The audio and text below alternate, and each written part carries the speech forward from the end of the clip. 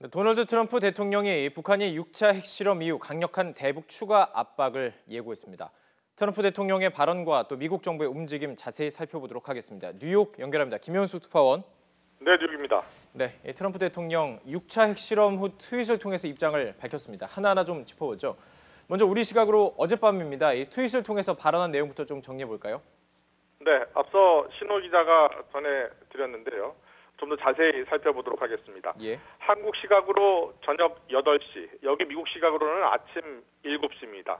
북한이 핵실험을 한 지 8시간 만에 트윗을 통해서 북한을 비판하면서 동시에 중국과 우리나라를 우회적으로 비판했습니다. 트윗 내용을 보면요. 북한이 중요한 핵실험을 했다.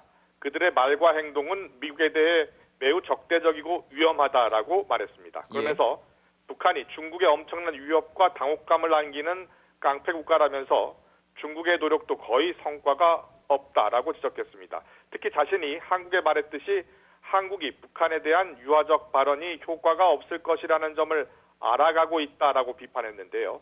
한국이 제재보다 대화를 통한 해결을 더 강조하는 데 대한 불만의 표시로 해석됩니다.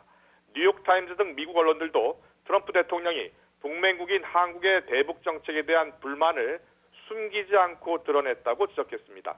다만 그들은 하나만 안다라고 한 트럼프 대통령의 발언은 당초 알려진 한국이 아니라 북한을 의미한다로 해석하는 언론이 더 많았습니다. 그렇군요. 자, 이제 또 공식적인 이야기도 좀 나눠볼 텐데요. 트럼프 대통령이 이제 우리 시각으로 오늘 새벽입니다. 국가안보회의 NSC를 긴급 소집을 했습니다. 강력한 대북 압박을 좀 예고했다고요. 네, 그렇습니다. 트럼프 대통령은 최근 이 텍사스를 강타한 태풍 하비 피해와 복구에 온 힘을 쏟고 있는데요. 북한의 6차 핵실험 이후 12시간도 안 돼 국가안보회의 NSC를 소집했습니다. 트럼프 대통령은 다시 트윗을 통해서 켈리 비서실장과 매티스 국방장관 그리고 다른 군사 리더들과 백악관에서 북한 문제를 논의할 것이라고 밝혔습니다. 미국이 북한과 거래하는 어떤 나라와도 모든 무역을 중단하는 방안을 고려하고 있다고 경고하기도 했습니다. 트럼프 대통령의 이 같은 발언은 북한과 정상적인 거래를 하는 제3국의 기업과 은행, 개인까지 제재하는 2차 제재, 이른바 세컨더리 보이콧을 예고한 것으로 풀이되고 있습니다. 결국 북한 교역의 90%를 차지하고 있는 중국을 겨냥했다는 분석이 나옵니다. 미국의 강력한 추가 대북 제재가 예상되고 있습니다. 이 다른 제재 그리고 이제 우려되는 부분은 군사적 옵션입니다. 트럼프 대통령이 국가안보회의에서 매티스 국방장관에게 미국의 모든 군사 옵션을 보고하라 이렇게 했다고 하는데 어떤 내용입니까? 네, 매티스 국방장관이 트럼프 대통령의 발언 내용을 전한 겁니다. 매티스 장관은 백악관에서 열린 국가안보회의를 마치고 성명을 통해서 미국은 많은 대북 군사 옵션을 갖고 있고 트럼프 대통령이 그 각각의 군사 옵션을 보고받기를 원했다고 강조했습니다.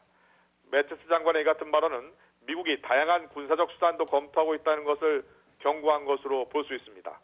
매티스 장관은 특히 북한이 미국이나 동맹국을 위협하면 엄청난 군사적 대응에 직면할 것이라고 밝혔는데요. 북한을 완전히 전멸시키는 것을 원치는 않는다면서 북한이 오판하지 말 것을 강력히 경고했습니다. 강력한 경고가 나왔고요. 유엔 안보리가요. 우리 시각으로 오늘 밤 11시에 열리는데요. 추가 대북 제재가 또 논의될 것으로 보인다고요? 네, 그렇습니다. 미국 유엔 대표부가 이곳 시각으로 4일 오전 10시 안보리 긴급회의를 연다고 발표했습니다. 우리 시각으로 오늘 밤 11시입니다. 유엔 관계자는 우리나라와 미국, 일본이 이사국들에게 적극적으로 안보리 회의 개최를 요구했고 중국과 러시아도 동의하면서 회의를 열게 됐다고 밝혔습니다. 안보리 이사국들은 이번 회의에서 북한의 6차 핵실험을 강력히 규탄하는 성명 채택과 함께 추가 대북 제재도 논의할 것으로 보이는데요. 지난달 제재에서 빠졌던 대북 원유 수출 차단, 또 해외 노동자 송출 전면 금지 방안도 논의될 것으로 알려졌습니다. 하지만 중국과 러시아가 북한을 강력히 규탄하면서도 대화를 통한 해결을 강조하고 있어서 추가 대북 제재 마련에 진통이 예상되고 있습니다. 자, 트럼프 대통령이요. 지난달 29일이었습니다. 탄도미사일 발사 이후에 모든 옵션이 테이블 위에 있고 북한과 대화는 더 이상 답이 아니다. 이렇게 강조를 했습니다. 그렇다면 지금 당장 대화 가능성 낮은 거라고 보십니까? 네, 낮다고 볼 수 있습니다. 지난달 23일이었습니다. 약 열흘 전쯤이었는데요.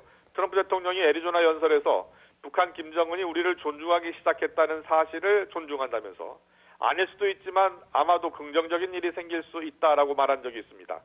당시 북미 간의 물밑 대화가 오가고 있는 것 아니냐는 분석도 나왔었는데요.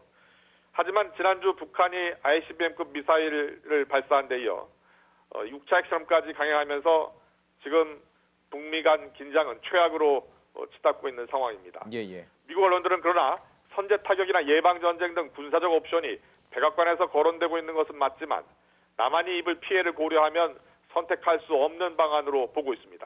결국 북한에 대한 강력한 압박 정책과 중국 등 국제사회의 노력, 그리고 결국 대화로 푸는 게 답이라는 전문가의 분석이 지배적입니다. 네, 지금까지 6차 핵실험 이후 미국 트럼프 대통령의 발언과 트럼프 정부의 움직임 자세히 살펴봤습니다. 김현수 특파원 고맙습니다.